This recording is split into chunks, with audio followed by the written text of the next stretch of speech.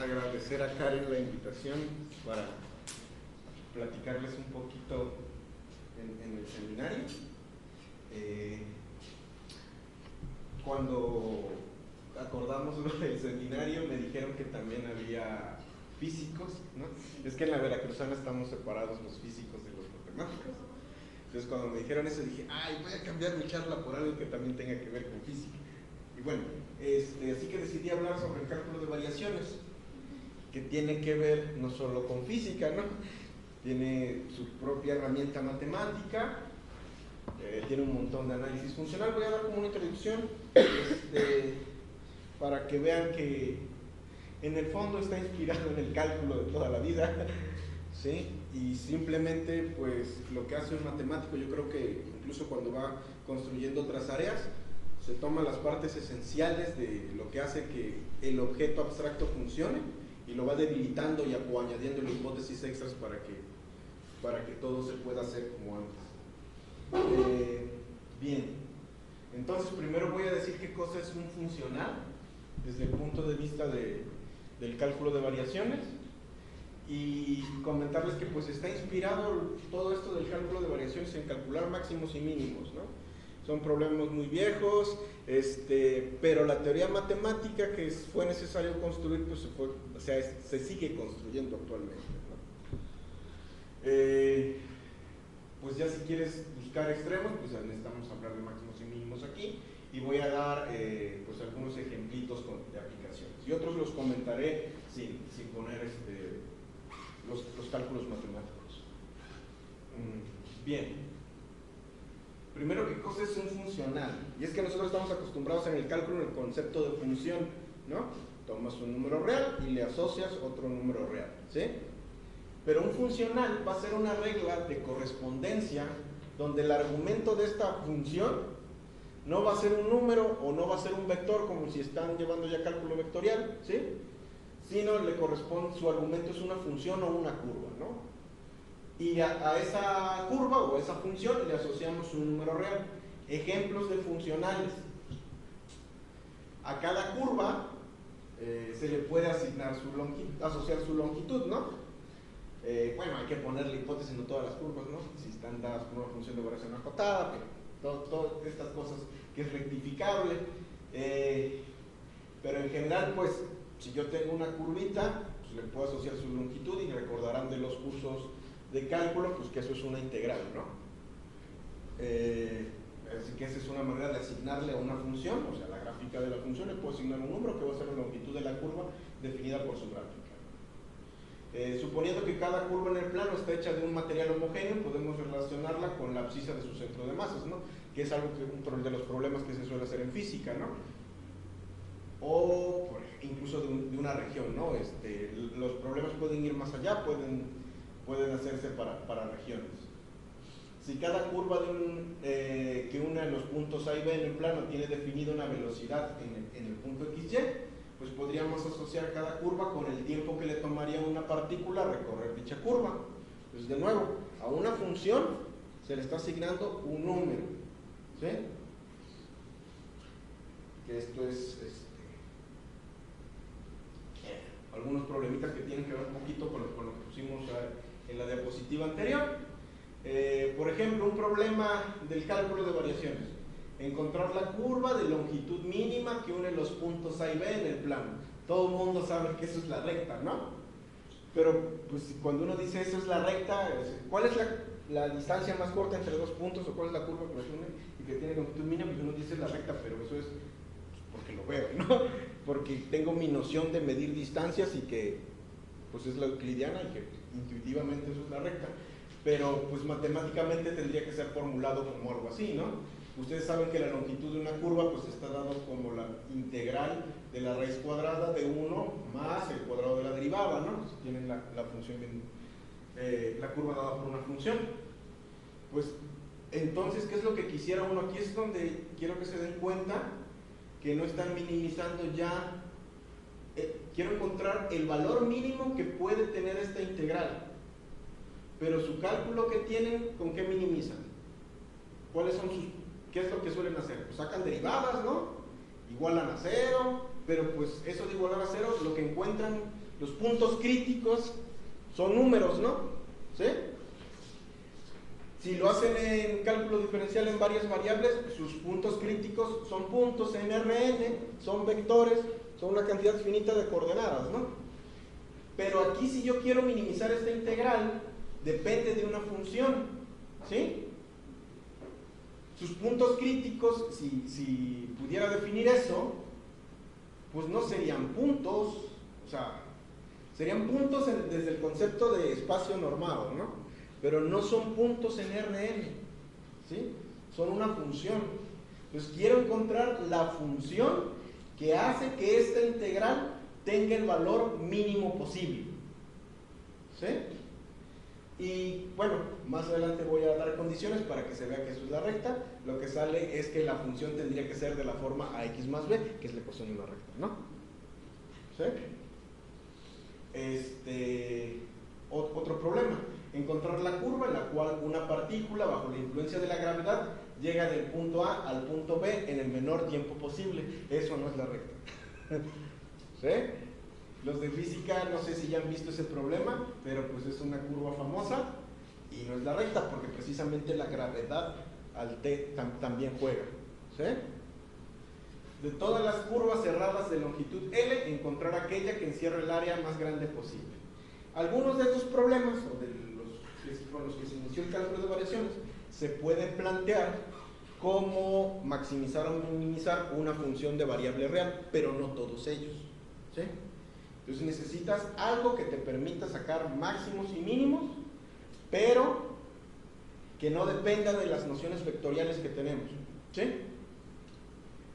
Bien, pues vamos a construir este objeto. Necesito un cálculo, ¿no? Necesito pues el análogo de derivada, todas esas cosas. En la charla nos enfocaremos en funcionales de ese tipo que están dados por integrales, pero la teoría funciona en general, solo son objetos que toman una función y dan como salida un número real, ¿sí? Y esa función no tiene por qué estar dada por una integral. Lo que pasa es que puse el de integral porque tiene que ver precisamente con cosas de física, ¿no? Bien, entonces pensemos en los funcionales que están dados por la integral de una función de 3 variables, ¿sí?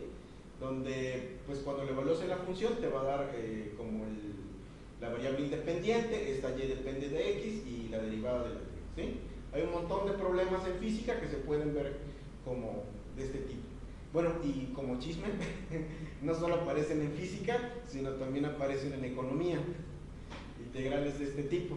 De hecho, no tiene muchos años que se puso de moda una rama de la física que no sé si conocen, que se llama la econofísica, ¿sí? Que trata de utilizar leyes que se cumplen en la física y ver si también se satisfacen en la economía, encontrando su concepto análogo, ¿sí? Entonces, digamos que este tipo de problemas siguen apareciendo en otras áreas, ¿no?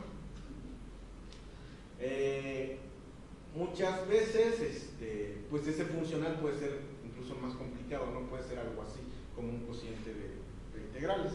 Entonces, hay que construir como teoremas que garanticen los máximos y mínimos. Bien. También decir que este procedimiento, este tipo de problemas ha sido atacado también computacionalmente, ¿sí? No sé, hay matemáticos o físicos incluso, ¿no? Terminan la licenciatura y en lugar de seguir por la rama de las matemáticas o por la rama de la física, se van por la parte del cómputo científico, cómputo estadístico, métodos numéricos, inteligencia artificial, etcétera, ¿no? Entonces quiero que se den cuenta que también estos problemas se pueden abordar desde un punto de vista computacional, porque a veces las matemáticas nos dan toda esta, sabemos que existe la solución, pero pues dámela explícitamente, no siempre se puede, ¿sí? Pero pues en este sentido las técnicas computacionales nos permiten, si no bien dar la solución exacta, una aproximación bastante buena. Y hay que tener mucho cuidado, porque luego también en esto de ciencias de la computación hay que ser como muy riguroso y decir, ok, tengo un margen de error de tanto, ¿no? ¿Sí? Que los que ya estén llevando análisis hueso, pues en realidad son los épsilons y deltas que hemos manejado toda la vida, ¿no? Bien, entonces voy a considerar este funcional. Un funcional que esté dado por una integral. Entonces tomo una función de tal modo que esa función vale A mayúscula en el extremo izquierdo del intervalo y vale B mayúscula en el extremo derecho. Y ese funcional va a estar dado por esta integral. Lo que se hace es dividir el intervalo, justo como cuando hacen con la integral de Riemann, pues la parten en n más 1 pedacitos, ¿no? Nada más que aquí los voy a partir en n más 1 pedacitos iguales, ¿sí? Y reemplazo la curva, porque pues tendría yo una curva que es sería la gráfica de la función, por x0a, x1 con su evaluación en x1 y todos los puntitos, n más 1 puntitos en la gráfica de la función. Todos esos los puedo unir por una poligonal, ¿sí? Entonces, una aproximación de este funcional, pues recuerdan que la integral cuando hicieron lo de las sumas de Riemann, pues la integral lo puedes ver como el límite de unas sumas, ¿no? Con cierta, bueno, hay que tener cuidado allí para definir lo que es la norma de la partición y demás. Pero bueno, entonces se puede aproximar por una suma. Entonces sería la suma desde igual a 1 hasta n más 1 de las evaluaciones de esta f, pero pues ya no en la función, sino en la versión discreta de este problema, en los puntos. Entonces xy, y aquí en lugar de la y, pues le tengo que poner la imagen de xy bajo la función y. Ah, pero aquí en la segunda parte pues es la derivada, ¿verdad? ¿Y cómo aproximas la derivada en la versión discreta? ¿Qué cosa es? De hecho, desde que uno construye la derivada y la interpreta geométricamente, ¿no? Pues es el límite de las secantes, ¿no? ¿Sí? Entonces son las pendientes de las rectas. Pues esto es precisamente, ¿no? La pendiente de la recta que une a y con y menos 1 sobre h, que h es xy sobre x menos 1, ¿no? Entonces, esta es precisamente la aproximación numérica de la derivada, ¿sí? Si se dan cuenta, puesto así, este es un problema de ¿cuántas variables? De n variables, ¿verdad? ¿Sí? Pues entonces, una cosa que se puede hacer, una sería ver si numéricamente puedo ver que a medida que aumente el tamaño de la partición esto converge a algo, ¿sí? La otra opción es que, pues fijado el n, esto es una función de n variables, ¿sí? Entonces puedo checar, tener mis técnicas para calcular máximos y mínimos en Rn, calcular cuáles son estos valores y a partir de allí construir mi función, ¿sí? Con un proceso al límite, cuando n tiende a infinito. Algunos procesos, sí que en los que sí funciona este enfoque, suelen ser como para calcular cosas geométricas, volúmenes y demás, ¿sí? Pero bueno, ya dije que todo este cálculo no está enfocado en trabajar en números, sino con funciones, ¿no? Así que pues voy a hablar un poquito de funciones. Funciones que nos van a interesar de momento, pues serían las funciones continuas, que vamos a denotar por C de AB, conjunto de las funciones continuas en el intervalo AB. C1 de AB van a ser también las funciones continuas, pero que tengan primera derivada continua, ¿sí? Si se dan cuenta que ya no pido que la función sea continua, porque si tiene primera derivada continua, pues entonces es continua, ¿no? Igual con las de clase C2, ¿sí? Y podría así definirlas las que yo quisiera. No sé si ya llevaron álgebra lineal, pero si uno define estas operaciones entre las funciones, eso tiene el nombre de espacio vectorial, o sea, se comporta igual que un Rn con estas operaciones, ¿vale? Solo que sí hay que tener cuidado, porque Rn tiene dimensión finita, ¿no? Entonces tiene una base de tamaño n, las continuas no son de dimensión finita. Si recuerdan, el álgebra lineal es bien bonita, porque por ejemplo tus operadores lineales los puedes escribir como una matriz, ¿sí? Pero en las funciones continuas eso no va a pasar, ¿no? O sea, si tú tienes un operador lineal de funciones que tome funciones continuas y te dé otra función continua, no va a tener asociada una matriz por la dimensión del espacio, ¿no? O sea, aquí, si recuerdan, los espacios vectoriales de dimensión finita, pues tienen una base, o sea, un conjunto que todo vector se puede escribir como combinación lineal finita de ellos, ¿no? Pero aquí, pues no. O sea, sí hay un conjunto linealmente independiente, pero ese conjunto no es finito, ¿va? Bien, pues normas. Si ya llevaron cálculo vectorial, pues ya por allí habrán conocido algunas normas, pero en general una norma siempre satisface estas propiedades. Es una función que toma un vector y le da un número no negativo, y vale 0 sí, solo sí, el vector es 0. Cuando uno lo multiplica por un escalar, solo toma el módulo del escalar por la norma del vector y satisface la desigualdad triangular. ¿Sí? Las normas euclidias que ven en Rn o incluso el propio valor absoluto pues satisfacen estas propiedades. Entonces lo que rescata la idea de norma es, te está dando una opción para medir distancias entre dos puntos. Eso es lo que está haciendo. De hecho, si lo piensan un poquito más, es como una generalización del valor absoluto. ¿Qué podría hacer? Bueno, ya que di el espacio de las funciones continuas, pues se puede definir una norma en él, que sería el máximo del valor absoluto de la función, de las evaluaciones de la función en ese intervalo. ¿Sí? Entonces, no sé si dibujo una positiva por ser fácil, ¿no?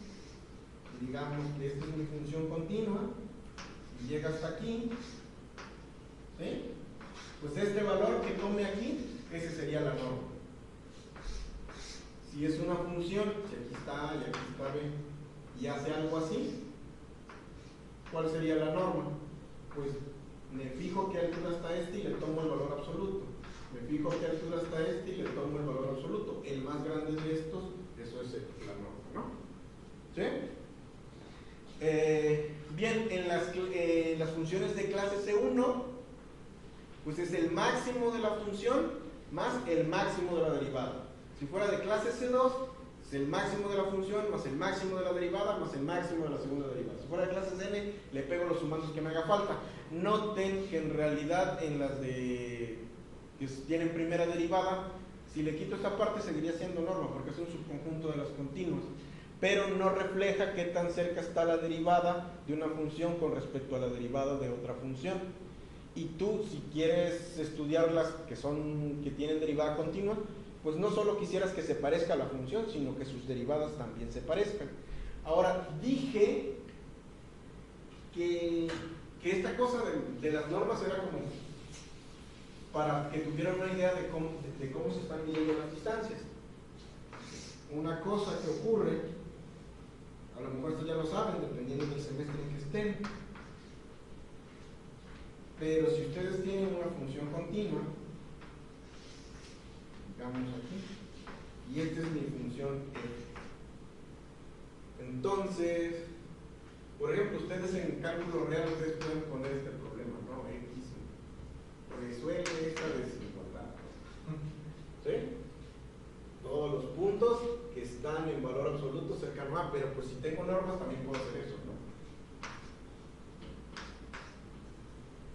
Si esta es mi función f, yo me puedo preguntar cuáles son todas las funciones g que están en distancia, cuya distancia a la función f es más pequeña que epsilon, ¿no?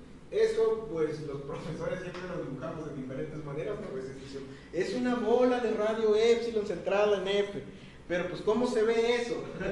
Pues está bien fácil, porque eso está midiendo el máximo de la serie de f menos g, ¿sí? Entonces, punto a punto, lo que está diciendo es, agárrate la f, de hecho lo paso a modo puntual, ¿no?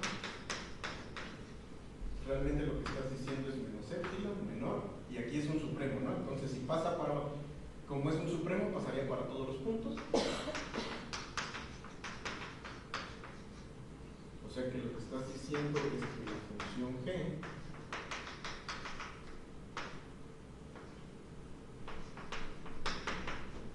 fíjense que esto lo puedo graficar y esto lo puedo graficar porque es la traslación de la gráfica de f, epsilon unidades hacia arriba, ¿no? Y esta es la gráfica de f desplazada hacia abajo, epsilon unidades.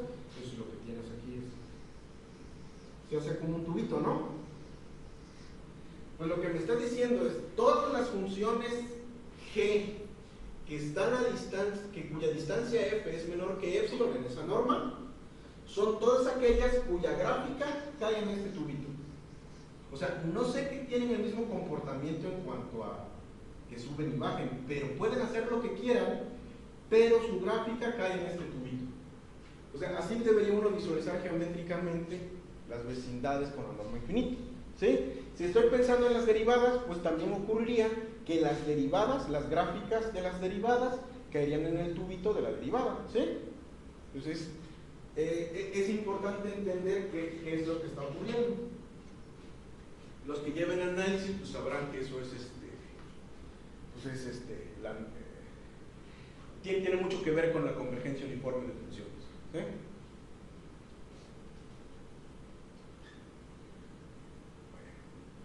Ya se imaginaron, ¿no? Ahora nuestras vecindades son tubitos, ¿no? Alrededor de una función.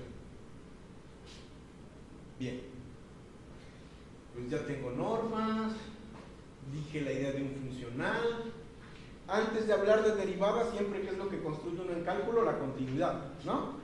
Entonces dices, ok, vamos a decir qué significa que un funcional sea continuo.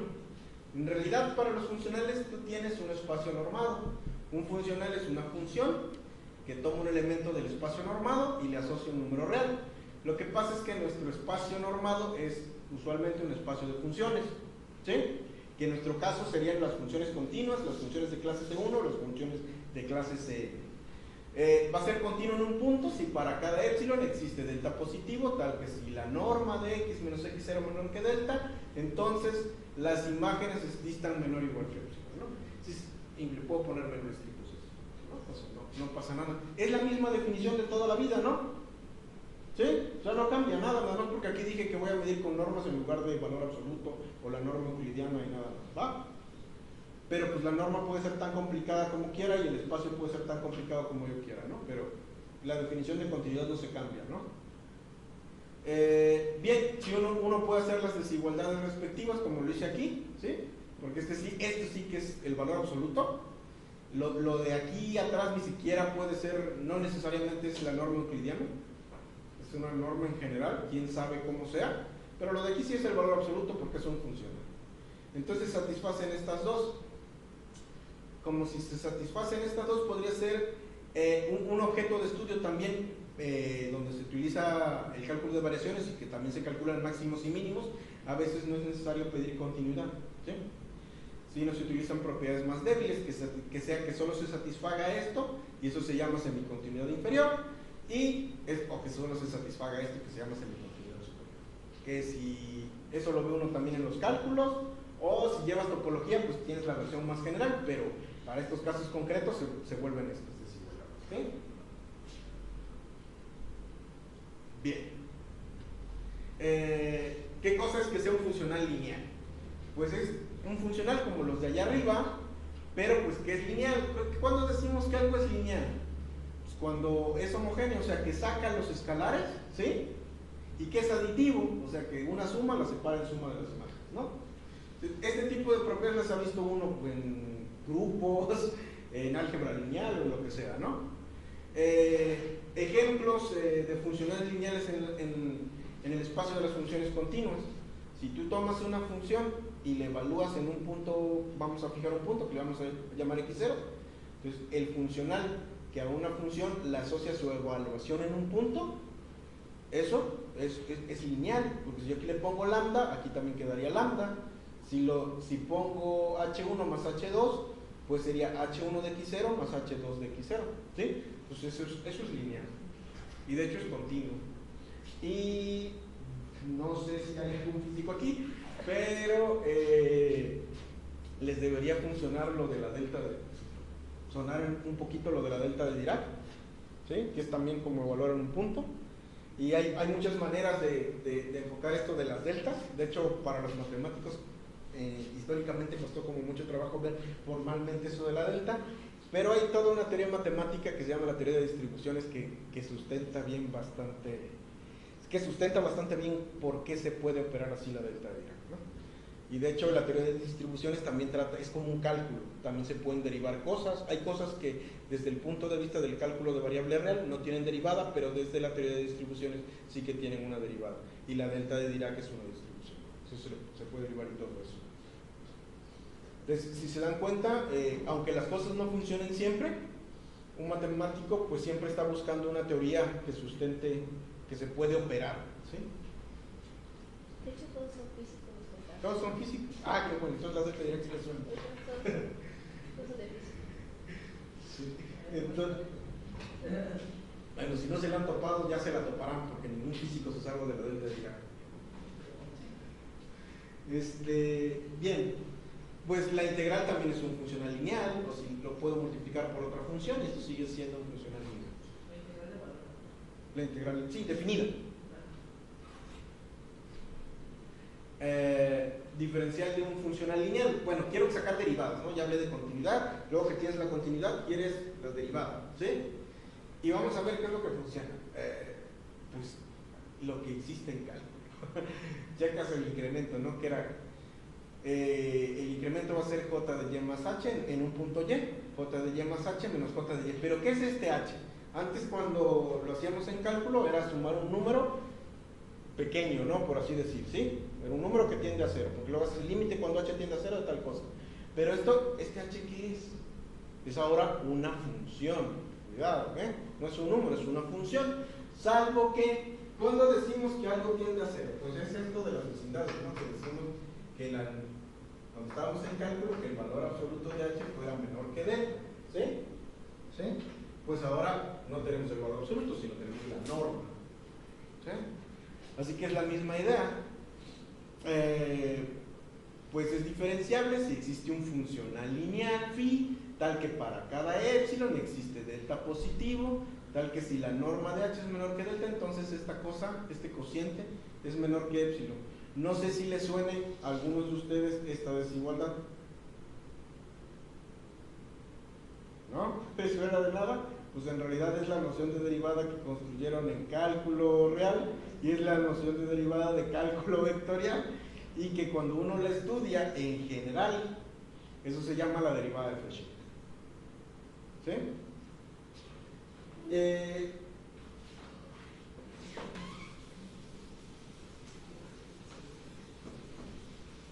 Si ya conocen la de cálculo vectorial, esta tendría que ser obvia y esta tendría que ser obvia.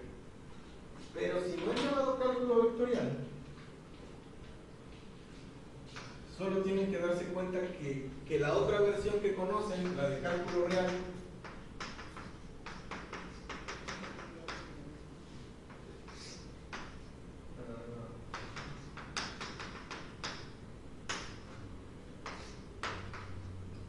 esta sería la que ustedes conocen de cálculo real, ¿no? Que este cociente tiende a la derivada, ¿no? Pero eso es lo único, porque lo único que tienen que hacer es la cuenta de aquí, la cuenta algebraica.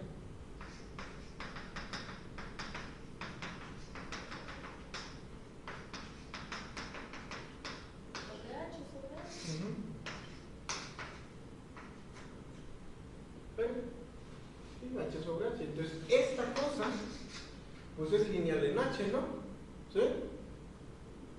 Esto es un funcional lineal.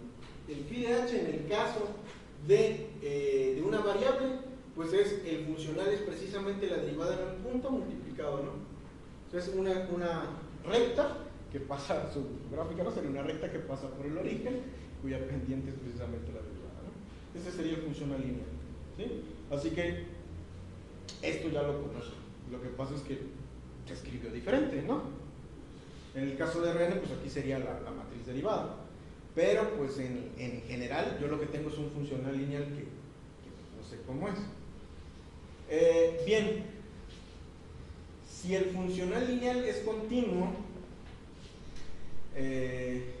y satisface este límite, que el límite cuando h tiende a 0 de este cociente es 0, entonces el funcional, el único funcional que cumple eso, debe ser el funcional nulo, o sea, aquel que manda todo a 0.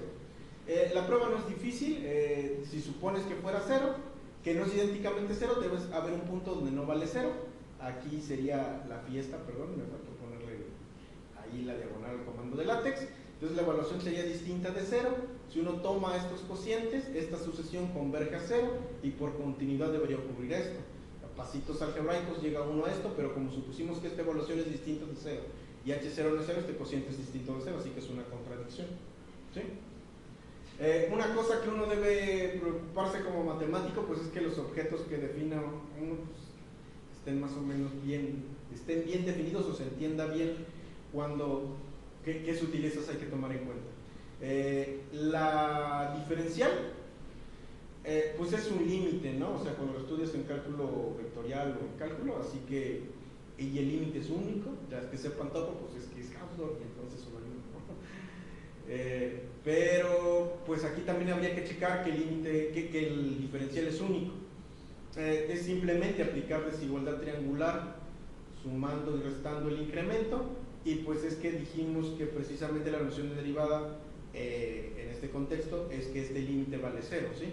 Aquí es un límite en espacios normados, cuidado nada más con eso, pero pues este límite valdría 0, este límite valdría 0, así que este límite valdría 0, y por la cuentita que hicimos hace ratito, el único funcional que puede cumplir eso es el 0, así que este funcional y este funcional tienen que ser iguales. Así que la derivada es única también con esta noción, con la noción de derivada de Frechet. A partir de aquí vamos a denotar la derivada por este símbolo, delta de J. Bueno, una cosa como para que se den cuenta de cómo es este funcional, o de que este funcional es más general. Piensen en Rn, o los que ya hayan llevado análisis o lo que sea, en un espacio de Hilbert. Los espacios de Hilbert no tienen ni siquiera por qué tener dimensión finita, ¿no? Los Rn lo son, pero en general un espacio de Hilbert no tiene dimensión finita, puede tener dimensión arbitraria, podemos escribirlo así. Pero tienen un producto interno, ¿no? Pero además en ellos se incluye una norma que está dada en esta cosa, ¿sí? Si uno define el producto interno de x con x y le saca raíz cuadrada, eso es una norma, ¿no? Así se construye en los espacios de Hilbert. Por ejemplo, ¿será que la norma al cuadrado sea una función diferenciable? Fíjense que ahí no tengo el valor absoluto, no tengo la norma prima, no estoy preguntando si en un espacio arbitrario de Hilbert, si la norma al cuadrado es diferenciable, ¿en qué puntos es diferenciable? Lo que tengo que hacer es checar. Recuerdan que todo tiene que ver con el incremento, ¿no? Con la norma de x más h. Entonces eso es el x más h. Y esto se opera igual que el producto interno en Rn. Eso sería x con x, que sería la norma al cuadrado de x. Sería x con h y h con x. Pueden suponer que el espacio de Hilbert está en los reales, y entonces esto es 2 veces el producto interno de x con h. ¿Sí? Entonces lo que voy a tener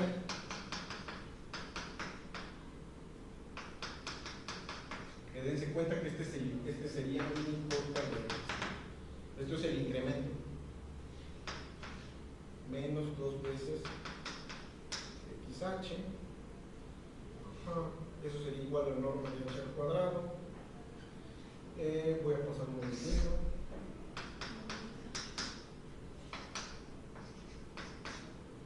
Aquí puedo tomar módulo.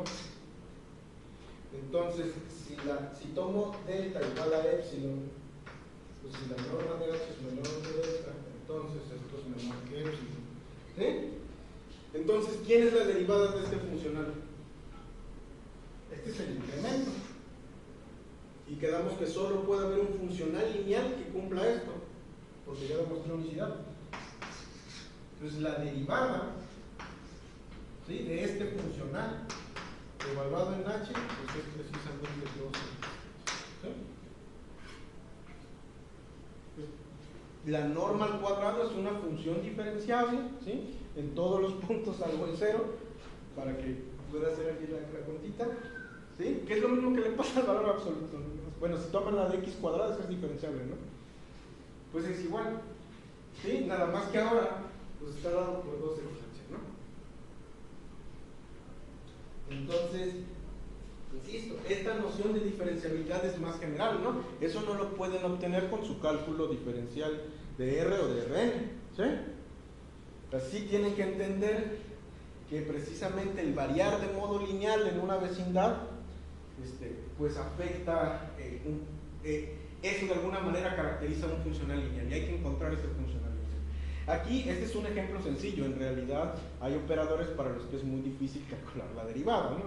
Tienes que aventar un montón de cuentas, pero bueno, ya les exhibí uno que tiene una derivada explícita y que no lo pueden obtener con sus conocimientos de cálculo normalito. Bien, pues igual, ya tengo continuidad, ya tengo diferenciabilidad, quiero hablar de máximos y mínimos, ¿va? Entonces, un máximo local, ¿qué va a ser un máximo local? Pues existe un delta positivo, tal que si la norma de h es menor que delta, entonces el incremento en j de h es negativo. Recuerden que el j de h era, el incremento de j en h era j de y más h menos j de y. Que eso sea menor o igual que 0 significa que j de y más h es menor o igual que j de y. O sea que j de y es más grande que cualquier perturbación de y, o sea, cualquier cosa que esté cercano a y. Eso es un máximo local. El mínimo local es la misma situación, pero pongo la desigualdad del otro lado. Ahora, si hace uno el despeje, el j de y estaría debajo de cualquier evaluación de la forma j de y más h cuando la norma de h es menor que delta. Para los que ya llevaron análisis, pues dense cuenta que estoy diciendo que existe una vecindad de y tal que j de y, en el caso de mínimo, es más pequeño que todas las posibles evaluaciones de puntos que estén en esa vecindad. ¿Sí? Y es máximo global, pues si esas desigualdades no se satisfacen en una vecindad, sino se satisfacen para todos los puntos. ¿Sí? Eso es lo de máximos y mínimos. Eso son las mismas cosas que uno ve en R o en RM. Bien, y ahora sí quiero pasarme a la parte de máximos y mínimos. No los voy a demostrar, pero quiero que se den cuenta que en este caso concreto de los funcionales que tienen que ver con integrales, los máximos y mínimos tienen que ver con que ustedes sepan resolver ecuaciones diferenciales. En matemáticas uno debería irse dando cuenta que el conocimiento matemático todo está ligado. Un matemático, yo no creo que debiera ser alguien que se especializa en una sola cosa. Sí, inevitablemente te vuelves especialista en un área, pero no debes perder de vista que sigues atado por la manera en cómo se han construido las matemáticas a otras áreas, ¿sí? Y creo que eso es muy importante no perderlo de vista desde que te estás formando. Hay otros problemas que no son, cuando los funcionales no son de este tipo, que tienen que ver con que sepas teoría de operadores, ¿sí? Pero en este caso concreto que quiero estudiar, que es el que tiene que ver con física, requiere que sepas ecuaciones diferenciales. Bueno, si j es una función diferenciable y tiene, en la noción que acabo de describir, y tiene un extremo en y, entonces su diferencial en y es nula. Recuerden que su diferencial es la derivada, ¿no? Pues es lo mismo que teníamos antes. ¿Cómo buscaba los máximos y los mínimos? Pues derivo, saco los puntos críticos, que es igualar la derivada a 0, que es precisamente esto, ¿no? Y esos son los candidatos a puntos extremos, ¿no? Y depende del problema, pues hay que checar las fronteras en las regiones donde esté definidas, ¿no? Pero es el mismo tipo de resultado matemático que uno tiene en R o en RM, ¿sí? Bien, pues si el funcional está dado por una integral sobre un conjunto de funciones que tiene primera derivada continua y que satisface las condiciones de frontera, que en el extremo izquierdo vale A mayúscula y en el extremo derecho vale B mayúscula, pues este funcional siempre tiene un extremo. Pero aquí está lo bonito. Ese extremo debe satisfacer la ecuación de Euler-Lagrange. ¿Sí? O sea, debe satisfacer esta ecuación diferencial. Entonces, ¿cuál es la manera de encontrar los extremos? Pues resuelve esta ecuación diferencial, ¿sí? Y las soluciones de esa ecuación diferencial pues van a ser los máximos o los mínimos de esta función integral. ¿Sí? Bien, pues unos ejemplitos. Hay casos particulares, porque esta f es una función de 3 variables, ¿no? ¿Sí? Pues bien, cuando el integrando no depende de aquí de la y, sino solo de la variable independiente y la derivada, la ecuación de Euler-Lagrange se reduce a esta. Cuando no depende de la x, la ecuación de Euler-Lagrange se reduce a esta. Y cuando no depende de la derivada, se reduce a esta otra, ¿sí? Hay un montón de problemas en física que el integrando tiene esta forma, ¿sí? Y cuando el integrando tiene esta forma, uno puede hacer talacha ahí con las ecuaciones diferenciales para poder deducir que la ecuación de Euler-Lagrange se puede llevar a esta ecuación diferencial parcial, ¿sí? Entonces, insisto, para resolver máximos y mínimos, ecuaciones integrales para funcionales de este tipo, pues deberías saber ecuaciones diferenciales y ecuaciones diferenciales parciales. ¿Sí? También yo creo que es importante, al menos como estudiante, no sé si a ustedes les pasa, pero luego dices, ay, me quisiera dedicar a trabajar en tal campo de la ciencia, ya sea de la física o las matemáticas, pero eres bien inocente porque tú crees que nada más tiene que ver con una cosa, ¿sí? Ya luego tu director de tesis o tu asesor te va haciendo ver la realidad y te dice, no, mira, también tienes que saber de esto y también tienes que saber de esto, ¿sí? Pues lo mismo pasaría aquí, alguien podría ilusamente decir, yo me quiero dedicar a estudiar máximos, pues, de optimización en casos generales. Pues resulta que sería muy bueno que supieras ecuaciones diferenciales y ecuaciones diferenciales parciales. O dependiendo de los problemas a los que te vayas a dedicar, sería muy bien, muy bueno que tus análisis y tu teoría de la medida fuera excelente. ¿Sí? Entonces hay que ir como viendo el panorama completo. Bien, pues aquí un problema de física que a los de física les tiene que sonar así porque ese es problema de los primeritos de los libros.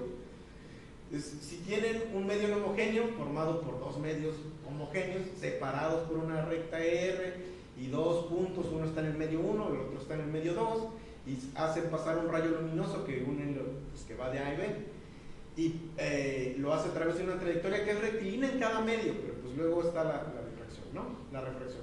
Y tal que si yo es el punto de la recta R por el que pasa y se tiene que el cociente entre el seno del ángulo de incidencia del primer medio y el seno del ángulo de refracción del segundo medio es igual al cociente de las velocidades de propagación de la luz en los medios luminosos. Ese es un problema una cosa que te ponen en física. Entonces, ¿qué tiene que ver con cálculo de velocidad? Pues es que aquí está. Para eso se utiliza el principio de Fermat del siglo XVII, que decía que un rayo luminoso que va de A hasta B lo hace a través de una trayectoria tal que el tiempo empleado en su recorrido es mínimo. Dense cuenta que este es un enunciado que, pensado matemáticamente, pertenece al cálculo de variaciones.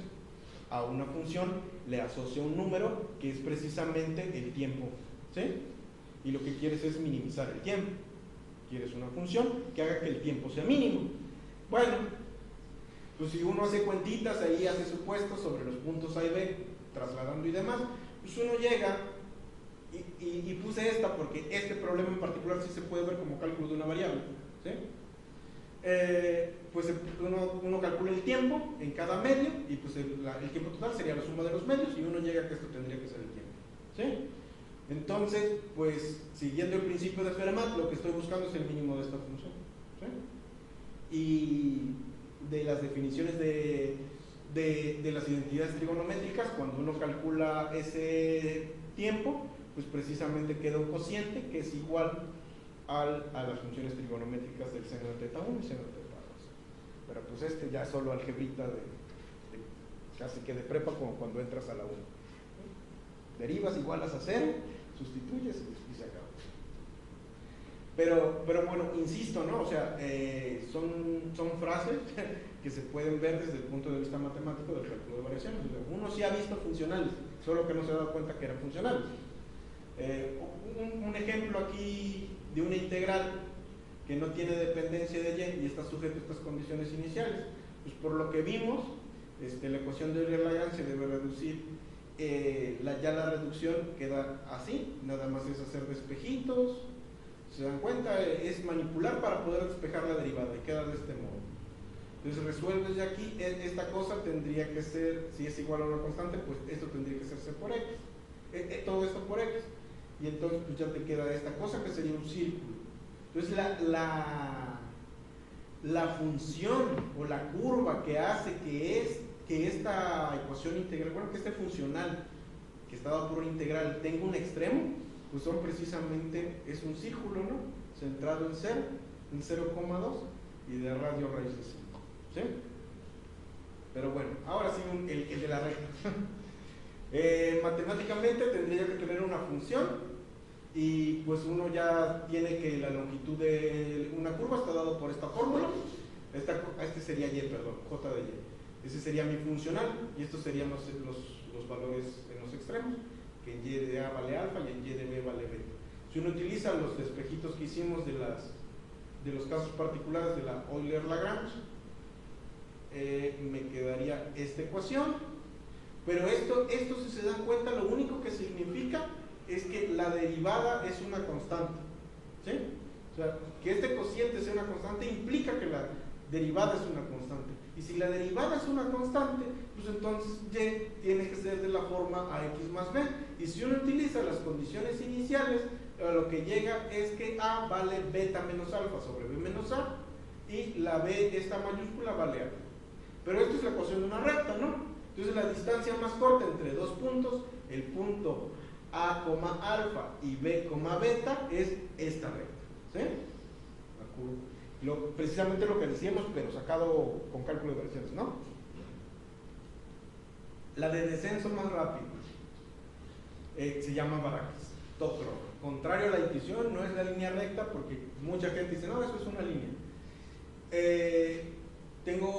Estoy buscando la curva que une dos puntos y que es recorrida en el menor tiempo posible por un cuerpo que comienza en el punto inicial con una velocidad 0 y que debe desplazarse a lo largo de la curva hasta llegar al segundo punto. Aquí es B mayúscula, bajo la B, la otra B, la acción de la fuerza de gravedad y suponiendo que no existe fricción, ¿sí? Si hacen eso, uno llega a que la manera de calcular ese tiempo está dada en términos de esta integral, ¿sí? Aquí uno ocupa que la energía potencial, la ley de la conservación de energía, para poder escribir la y en términos de la velocidad, ¿sí?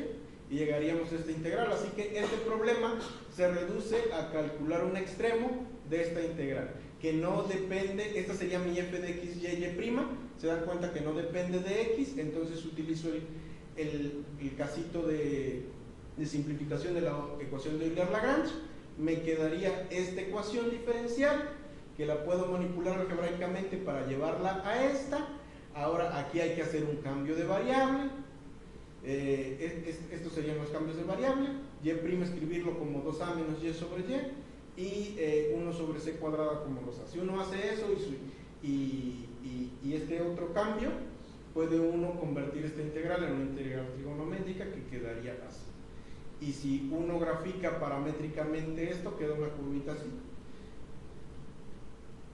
Y esa es la braquiestructura, ¿sí? Y no es una línea recta. O sea, un ejercicio bonito es como ir graficando esta función. Bueno, eso sería todo, pero lo único que quiero comentarles, no quise poner las cosas que tendrían que ver con cálculo de más variables, pero hay problemas muy importantes. Por ejemplo, el de las pompas de jabón. O sea, tú tienes jabón y haces espuma, y la espuma siempre es de la misma forma, no sé si se han dado cuenta, ¿sí? Si uno la ve así, siempre tiene una forma. ¿Ustedes creen que eso es por capricho? O sea, ¿por qué no toma otras formas la espuma de la pompa de jabón? La configuración mínima. Exactamente, ¿sí? Es un problema de minimización. Uno puede plantear este problema con integrales más complicadas y con derivadas más complicadas. Y a la hora de minimizar, queda que la superficie que debe de tener es precisamente la que tiene la pompa de jabón, ¿sí? Y no hay de otra. O sea, si uno quiere entender esa realidad que está por allí, pues las matemáticas y el pensamiento, sí, físico-matemático, es súper de gran utilidad. Y no solo en eso, por ejemplo, en biología se estudia cómo afectan las proteínas al cuerpo y a otras sustancias del cuerpo humano. Y resulta que eso tiene que ver con qué forma tiene la proteína, qué forma geométrica tienen estas moléculas de proteína. Pues si uno colabora ahí con un biólogo y con un físico, con un matemático, logra plantear un problema que también tiene que ver con cálculos de más variables, ¿sí? Y plantear un funcional integral bastante feo, ¿sí? Que hay que minimizar. Y cuando uno lo minimiza, resulta que la superficie mínima que debe tener es un helicoide. Y entonces ahí ya uno puede pensar, ok, pues es que las proteínas solo se pueden asociar con estos otros compuestos, ¿sí? Y eso acota los estudios. Creo que también es importante, o el mensaje que me gustaría también dar, es que muchas veces un matemático o un físico, que creemos que tenemos como nuestra área de estudio bien delimitada, pero en realidad está más allá. O sea, el conocimiento matemático y la física tiene un pensamiento tan general que podemos colaborar con otras áreas utilizando nuestras técnicas. Lo que pasa es que no, pues luego no nos enteramos, ¿no? O no hemos hablado con otros para decir, ah, mira, precisamente ese problema que tienes lo puedo pensar así, ¿sí? Pues creo que es importante que como científicos en general,